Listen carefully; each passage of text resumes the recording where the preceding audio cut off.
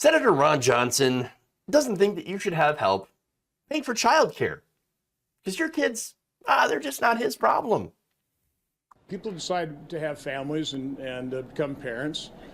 That's something they need to consider when they make that choice. I've never really felt it was society's responsibility to take care of other people's children. I mean, people decide to be parents, and so I guess it's just not my job to help you with childcare, because you made that choice. That's your problem. Also, I'm running to try to ban abortion, so that's not going to be your choice if you become a parent. Well, though that's interesting. That's very interesting. So, what's also interesting? All throughout human history, community actually played a gigantic role in caring for children. That's traditionally, right? So now in this, of course, corporate world, where it's very, very individualistic, you don't have that anymore. You just have the little family unit, 2 parents and the kid, or kids, and you're expected to handle that entire workload by yourself, plus the costs.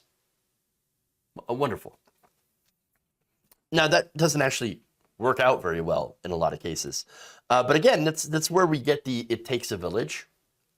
But apparently, Ron Johnson, well, he's the village idiot because he doesn't realize that it turns out that childcare is actually hugely beneficial, not just to parents, but also to the economy overall.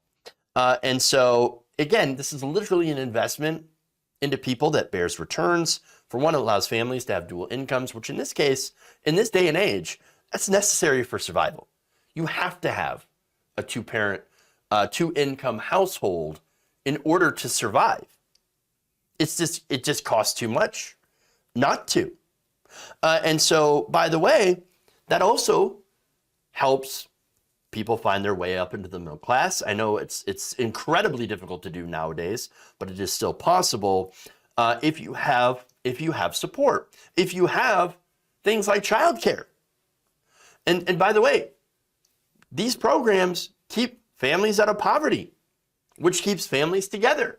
It's one of the big reasons that there's a lot of divorce, a lot of families breaking up.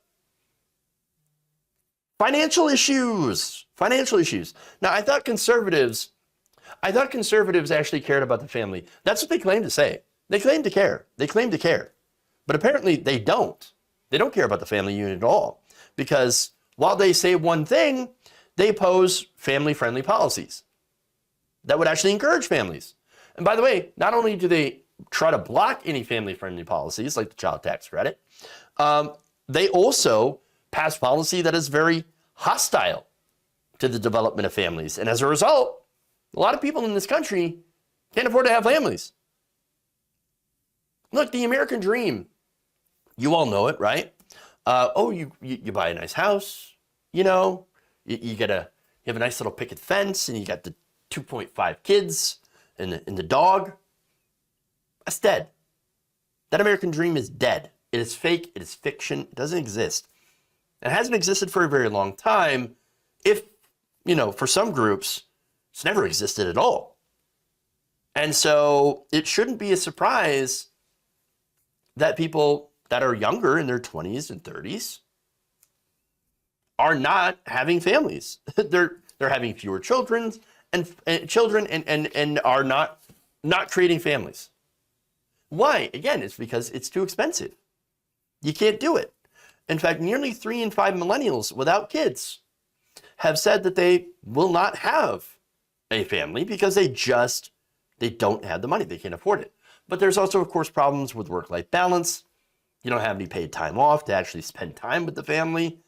You have other factors like the concerns in the climate change. And of course, there are more people who just don't want kids.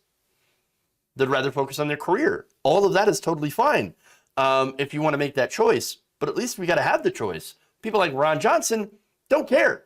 They don't want you to have that choice. So now here's the thing. Democrats tried to address some of the systemic issues. I think they could do far more. However, the Build Back Better, is dead. Now, if it had survived, it would have given eligible families subsidies to buy childcare. That would have been huge.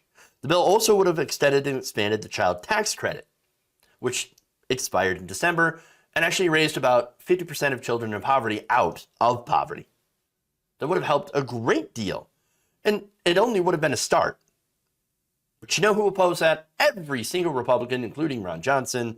And of course, you had the two supposed Democrats, Kyrsten Sinema and Joe Manchin.